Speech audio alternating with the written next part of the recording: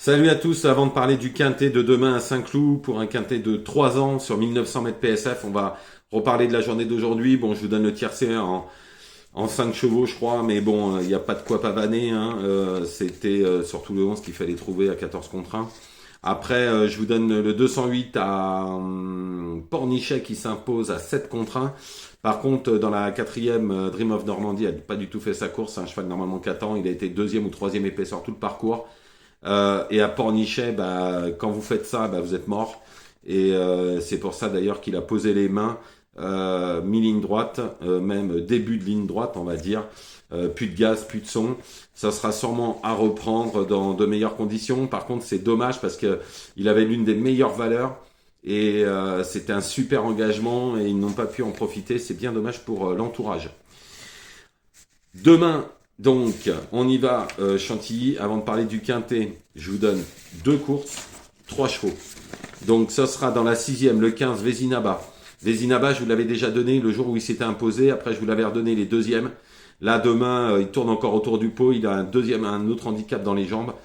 Théo le connaît par cœur. Je pense que même avec le 11 à la corde, ça pourrait très bien faire. Et devrait lutter pour la victoire. Ensuite, dans la 7e, le 1, Ozer. Je ne vais que de vous le donner. La dernière fois, c'est deuxième, tout le temps deuxième. Un jour ou l'autre, là, il va en taper un. Mais attention quand même au 710 Loubalico. Le cheval revient en forme, bien placé, décharge. Je pense que ça peut être très très bien. Amusez-vous à faire un 2 sur 4 ou un petit couplet ou le mettre dans un multi si vous voulez vous amuser. Mais ces 2 chevaux-là, je pense que ça devrait finir dans les 4. On y va pour ce quintet, donc 3 ans, 1900 mètres PSF. Alors, je vous explique, moi je suis quelqu'un du papier, je suis quelqu'un de l'ancienne, hein. Donc moi je fais toutes les lignes et c'est ce que j'ai fait pour toute la course, j'ai fait toutes les lignes. Alors vous allez vous retrouver avec des chevaux qui ne sont pas du tout donnés dans la presse, mais si je choisis ces chevaux-là, c'est pour de bonnes raisons. Je ne les choisis pas à la volée ou des infos ou quoi que ce soit. Non, non, c'est parce que j'ai fait le papier et que par rapport aux valeurs, théoriquement, ça devrait être devant. Donc c'est pour ça que y a des chevaux qui sont donnés, que j'ai mis dedans. Il y a des chevaux qui ne sont pas donnés, mais je vais tout vous expliquer et le pourquoi du comment. On démarre avec le 13, Fashion Grey. Alors dernièrement, deuxième de Saint-Aquilin au même poids. Saint-Aquilin est en 39. De valeur, Fashion Grey est en 35. Ensuite, il a fini deuxième de Hagler, le 5, le numéro 5 dans le quintet, à une longueur au même poids pour un quart de longueur. Fashion Grey, demain, il a 3,5 kg de moins. Il a battu Goway au même poids, qui est en 37 de valeur. Et deuxième de Get Together à une longueur avec 3,5 kg de plus et Get Together est en 37,5. Du coup, Fashion Grey en 35, c'est la première chance de la course. Pour moi, ça va pas finir au-delà de 3. Après, il y a les conditions de course, bien évidemment, mais en théorie pure, c'est au-dessus. Ensuite, le 5, Hagler.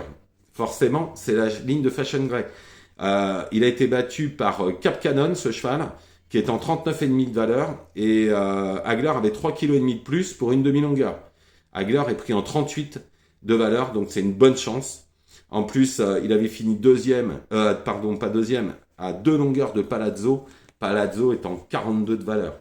Donc forcément, ça lui confère une très bonne chance, ce 5 Hagler.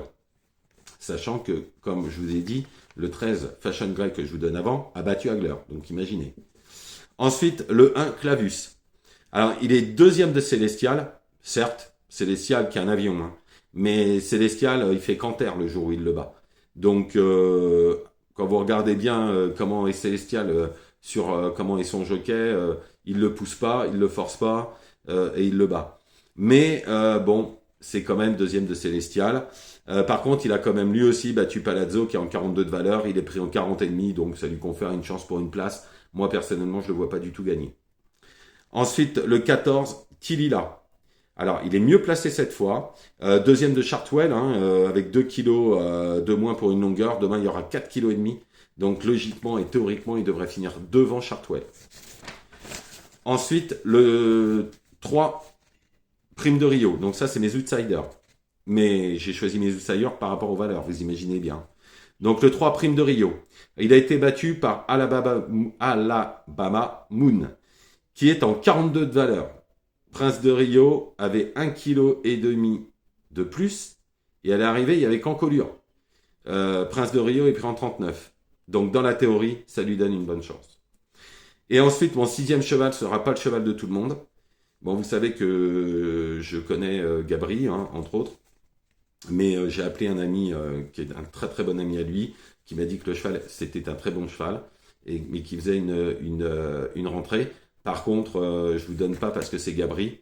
J'ai refait les lignes pour voir. Si ça n'avait pas eu de chance, je ne vous l'aurais pas donné. Par contre, quand vous allez écouter ce que je vais vous dire, attention danger. Même s'il fait il fait une rentrée. Hein, je sais que l'entourage m'a dit qu'il faisait une rentrée, qu'ils avaient un peu peur, mais il a tous les jours le droit d'être dans les 5. Il peut être 5e, 4e, il va être au moins à 40 contre 1. Si vous faites un champ réduit, mettez-le. Donc ça sera le 11 Ganas. Je vais vous expliquer. Il a fini au même poids à 2 longueurs de 2 6K. 2 6K, c'est qui? C'est un rouget qui est en 46 de valeur. Donc rien que sur ça déjà, ça lui donne une bonne chance. De plus, il a fini à une longueur de Godaddy qui est en 39 au même poids. Ensuite, il a fini 2e de Clavus. Donc le 1 qui est favori de toute la presse avec 5 kilos de moins. Demain, il y a 4 kilos et demi. Et il y avait Né à l'arrivée. Donc si vous mettez Clavus, vous êtes obligé de mettre Ganas. Malgré que Ganas fait une rentrée. Donc pour la gagne, Ganas, je pense pas qu'il va gagner. Mais dans les 4-5, attention, vous êtes obligé de le mettre dans un champ réduit. Donc ça lui donne forcément une bonne chance pour les places à cause d'une rentrée.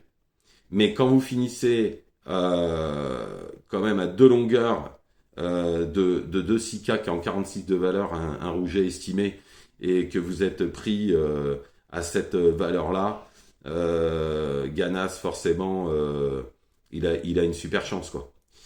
Donc voilà, je récapitule.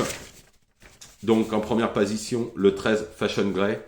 Je vous conseille même de mettre une petite pièce gagnant placée. Je pense que ça va finir dans les 3. Ensuite le 5 Hagler, le 1 Clavus, le 14 Titila, puis le 3 Prince de Rio, et le 11 Ganas. Voilà, je vous remercie, je vous souhaite une excellente soirée, ne faites pas n'importe quoi, ne vous emballez pas, c'est des courses de 3 ans. Ça peut quand même évoluer d'une course à l'autre. Il y a 2-3 courses que j'ai, il y a 2-3 chevaux que j'ai pas mis, comme Chartwell, mais pour des raisons de valeur, même si il peut très bien être 4e. Il y a aussi le cheval à Sogorb que j'ai pas mis, qui est Montepasquier, mais à part sa valeur où il a battu Xarcu, un rouget, il l'a battu de 5 longueurs, mais c'était un rouget qui est très compliqué et qui est pas le meilleur des rougets non plus. Donc voilà, il y a 2-3 chevaux. Il y a le cheval à Graffard que j'ai pas mis non plus parce que je pense qu'il est pris à sa juste valeur. Donc voilà, moi je vous ai sorti 6 chevaux. C'est vraiment par rapport aux valeurs où ils ont battu des chevaux qui étaient à des valeurs plus hautes que les valeurs qu'ils ont à l'heure actuelle dans le quintet. Voilà, je vous souhaite une excellente soirée. Allez, à demain pour le quintet. Demain on est jeudi, donc le quintet de vendredi.